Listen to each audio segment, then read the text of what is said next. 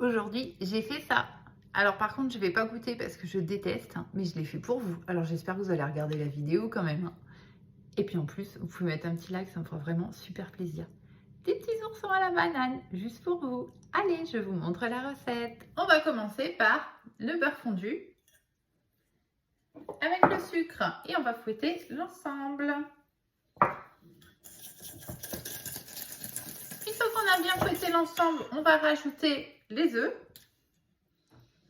Comme d'hab, moi je fais une petite quantité, hein, c'est juste pour vous montrer. Et je vous mets toute la recette complète sur mon blog, La Petite Cuisine de Steph, comme d'habitude. Et on fouette un autre récipient et une banane. Hop, je vais enlever bien sûr la peau. Hop. Et je vais l'écraser tout simplement dans un récipient. Bon, je vais la couper quand même un petit peu. Donc une fois que tu as écrasé ta banane, eh bien, hop, on va rajouter un tout petit peu de lait, hein, l'équivalent d'une cuillère à café presque. Hop, voilà, c'est vraiment un tout petit peu. Et on va remélanger l'ensemble. Tac, tac, tac. Donc ça ici, c'est brièvement, hein, faut pas trop vous embêter, il n'y a pas de problème. On va reprendre ici notre saladier avec le sucre et le beurre. Hop, et je viens remettre tout ensemble et je mélange. Hop là. Allez, encore quelque chose à ajouter dans notre pâte à gâteau. Un petit peu de farine, hein, ça ira mieux quand même. Hein. Hop, avec de la farine. Et on va rajouter aussi un petit peu de levure. Hop là. Voilà. Alors moi, j'aime bien mettre la levure sur la farine. Je trouve que ça se mélange mieux et que du coup, la levure fonctionne mieux. Ici, je viens mélanger plutôt à la spatule tout doucement mon mélange. Et on va faire ça jusqu'à ce que ce soit bien homogène.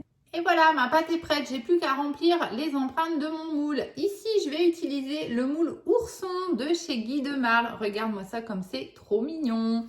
Allez, hop, on va prendre donc notre moule comme d'hab, passer sous l'eau juste avant de s'en servir.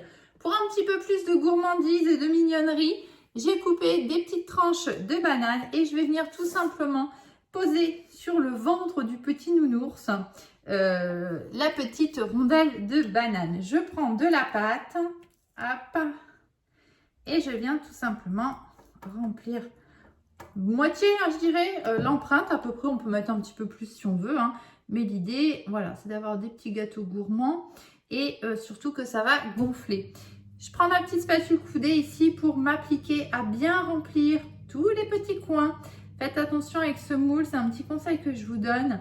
Appliquez-vous à bien remplir, enfin en tout cas veillez à ce qu'il y ait bien de la pâte dans toute l'empreinte pour éviter que votre petit nounours ait qu'un seul pied ou qu'une seule oreille, on ne sait jamais. Ce serait dommage. Et voilà, tu vois, je viens de remplir. Donc je vais faire le reste et ensuite il n'y aura plus qu'à mettre ça au four. Mes petits oursons sont prêts, ils sortent du four. Ils sont vraiment à peine sortis du four, donc c'est quand même assez chaud. Je vois que je vais réussir à les démouler tout de suite, donc je m'embête pas, je les démoule. Si tu as des petits soucis au démoulage, attends que ça refroidisse et tu verras que tout de suite ça ira vachement mieux.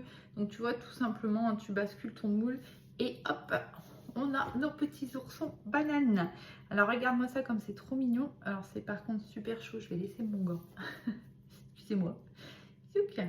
Voilà le petit ourson tout mignon à la banane avec son petit ventre, avec sa rondelle de banane. Moule ourson de chez Guy de Marle, si t'intéresse, tu me contactes et je t'explique comment tu vas pouvoir le commander.